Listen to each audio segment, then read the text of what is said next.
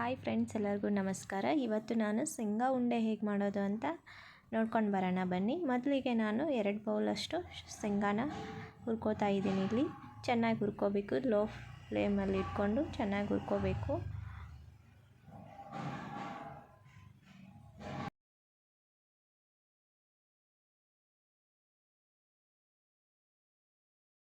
ಶೇಂಗಾನ ಹುರ್ಕೊಂಡಾದಮೇಲೆ ನಾನಿಲ್ಲಿ 2 ಸ್ಪೂನಷ್ಟು ಬಿಳಿ ಎಳ್ಳನ್ನ ತೊಗೊಂಡಿದ್ದೀನಿ. ಅದನ್ನು ಚೆನ್ನಾಗಿ ಹುರ್ಕೊಳ್ಬೇಕು ನಾವು.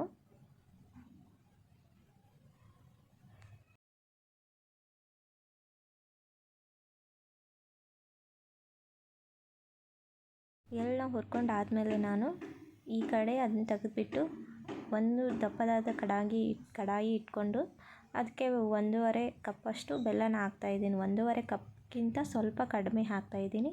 2 ಸ್ಪೂನಷ್ಟು ನೀರು ಹಾಕ್ತಾಯಿದ್ದೀನಿ ನಾನಿಲ್ಲಿ.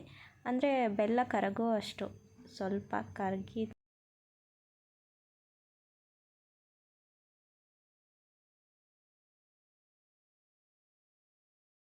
ಇವಾಗ ನೋಡ್ತಾ ಇರ್ಬೋದು ನೀವು, ಬೆಲ್ಲ ಎಲ್ಲ ಕರಗ್ತಾ ಇದೆ. ಪಾಕ ಬಿಡ್ತಾ ಇದೆ, ನೋಡ್ತಿರ್ಬೋದು ನೀವು. ಇವಾಗ ಒಂದು ಬೌಲಲ್ಲಿ ಸ್ವಲ್ಪ ನೀರು ತೊಗೊಂಡ್ಬಿಟ್ಟು ಅದು ಪಾಕ ರೆಡಿಯಾಗಿರುತ್ತಲ್ಲ, ಅದನ್ನು ಪಾಕ ರೆಡಿಯಾಗಿದೆ ಇಲ್ಲ ಅಂತ ನೋಡ್ಕೊಳ್ಳೋಕ್ಕೆ 1-2 ಹನಿ ಅದರಲ್ಲಿ ಬಿಡಬೇಕು. ನೋಡ್ತಿರ್ಬೋದು ಇವಾಗ ಅದು ತಡ ಗಂಟೆ ಹೇಗೆ ಬರ್ತಾಯಿದೆ ಅಂತ. ಇವಾಗ ಪಾಕ ರೆಡಿಯಾಗಿದೆ. ನಾವು ಆವಾಗಲೇ ಹುರಿದಿಟ್ಟು ಅಂತ ಶೇಂಗಾ ಬೀಜನ ಅದಕ್ಕೆ ಸೇರಿಸಬೇಕು. ಚೆನ್ನಾಗಿ ಮಿಕ್ಸ್ ಮಾಡಬೇಕು.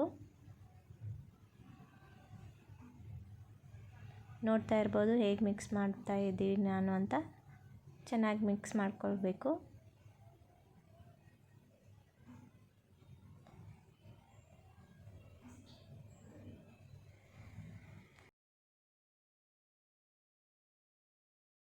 ಚೆನ್ನಾಗಿ ಮಿಕ್ಸ್ ಆದಮೇಲೆ ನಾವು ಇವಾಗ ಹುರಿದಿಟ್ಟಂತಹ ಎಳ್ಳಿರುತ್ತಲ್ಲ ಅದನ್ನ ಸೇರಿಸ್ಕೋಬೇಕು. ನೋಡಿ ಇವಾಗ ನಾನು ಸೇರಿಸ್ತಾ ಇದ್ದೀನಿ. ಜಾಸ್ತಿನೂ ಸೇರಿಸ್ಬೋದು, ಕಡಿಮೆನೂ ಸೇರಿಸ್ಬೋದು. ನಾನಿಲ್ಲಿ 1 ಸ್ಪೂನಷ್ಟು ಸೇರಿಸ್ತಾ ಇದ್ದೀನಿ. ಸೇರಿಸ್ಬಿಟ್ಟು ಚೆನ್ನಾಗಿ ಮಿಕ್ಸ್ ಮಾಡ್ಕೊಳ್ಬೇಕು.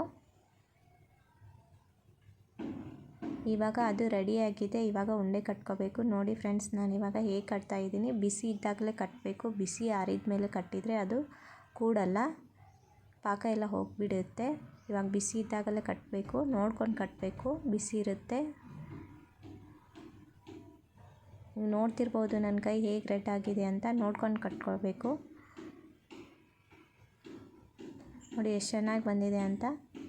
ಯಾರೆಲ್ಲ ನೋಡ್ತಾ ಇದ್ದೀರಾ ಲೈಕ್ ಮಾಡಿ, ಶೇರ್ ಮಾಡಿ, ಸಬ್ಸ್ಕ್ರೈಬ್ ಮಾಡಿ, ಪ್ಲೀಸ್ ಸಪೋರ್ಟ್ ಮಾಡಿ. ನೋಡಿ ಇಷ್ಟೊಂದು ಉಂಡೆ ಆಗಿದೆ ನಾನು ಮಾಡಿದ್ದು. ನಾನು ಚಿಕ್ಕದಾಗಿ ಕಟ್ಕೊಂಡಿದ್ದೀನಿ.